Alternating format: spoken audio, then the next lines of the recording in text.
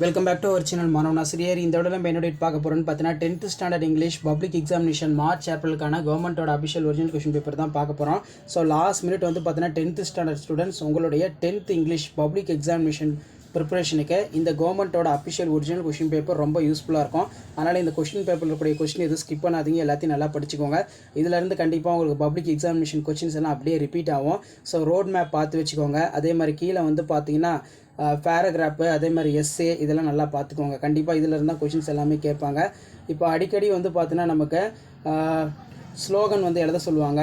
அதே மாதிரி வந்து பார்த்திங்கன்னா அட்ராக்டிவ் அட்வர்டைஸ்மெண்ட் வந்து எழுத சொல்லுவாங்க. அதெல்லாம் எப்படின்னு செக் பண்ணி பார்த்துக்கோங்க. ஸோ இதில் பார்த்தீங்கன்னா கொடுத்துருக்காங்க, ப்ரிப்பேர் த அட்ராக்டிவ் அட்வர்டைஸ்மெண்ட் இருக்குது. அதே மாதிரி write a letter edited news paper highlighting for noise pollution of your area.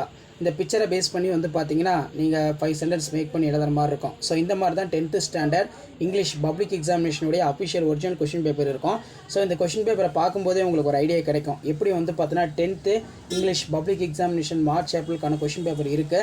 So நம்ம படித்ததெல்லாம் எப்படி வந்திருக்கு, என்னென்ன பேட்டர்னு அப்படின்னு சொல்லி நீங்கள் ஜஸ்ட் அனலைஸ் பண்ணுறதுக்கு அண்டர்ஸ்டாண்ட் பண்ணுறதுக்கு யூஸ்ஃபுல்லாக இருக்கும். ஸோ இது வரைக்கும் நான் அப்லோட் பண்ண 10th ஸ்டாண்டர்ட் இங்கிலீஷ் பப்ளிக் எக்ஸாமினேஷனுடைய அஃபிஷியல் ஒரிஜினல் கொஷின் பேப்பரில் இருக்கக்கூடிய கொஸ்டினை வந்து எதுவுமே ஸ்கிப் பண்ணாதீங்க. கண்டிப்பாக நான் அப்லோட் பண்ணுற கொஸ்டின்லேருந்து உங்களுக்கு வரக்கூடிய, அதாவது பப்ளிக் எக்ஸாமினேஷன் மார்ச் ஏப்ரல் கேட்கக்கூடிய கொஸ்டின் எல்லாமே இந்த கொஸ்டின் பேப்பரில் இருந்து தான் எடுப்பாங்க, சரிங்களா? அதனால் நான் அப்லோட் பண்ணக்கூடிய கொஸ்டினை நல்லா படிச்சுக்கோங்க.